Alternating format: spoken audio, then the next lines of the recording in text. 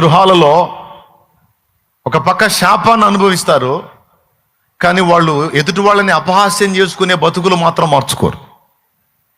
వీళ్ళు అల్లాడుతుంటారు, కానీ ఎదుటి వాళ్ళని అపహాస్యం చేసుకొని ఇది శాపగ్రస్తులు. వీళ్ళే శాపంలో అల్లాడుతా, వీళ్ళే అపహాస్య బతుకుతా మళ్ళీ ఎదుటి వాళ్ళని అపహాస్యం చేసి ఆనందపడుతుంటారు. కొన్ని కుటుంబాల్లో ఇలాంటిది మనం చూడవచ్చు.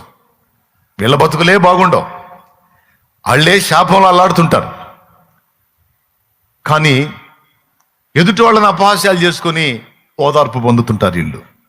ఎట్లాంటి ఫ్యామిలీస్ తగిలినాయా? మీకు తగిలినాయా? వాళ్ళు మిమ్మల్ని కూడా ఎగతాళి చేయొచ్చు, ఇప్పటికీ చేస్తుండొచ్చు. మళ్ళీ వాళ్ళ బతుకులు ఏమన్నా బాగున్నాయా? వాడు కూడా 3 మూసి 6 అతుకుతుంటాడు. మళ్ళీ వాడేం ఆమె బాగుంటే లేదు, వాడేం బాగా తెచ్చేది ఏం లేదు. అదే మన బతుకు ఇలా ఉందిరా, మన కర్మ ఇలా కాలేంది, మనం ఈ శాపాన్ని అనుభవిస్తున్నాం, మన బాధ ఏంది, మన ఇబ్బంది ఏంది కాదు.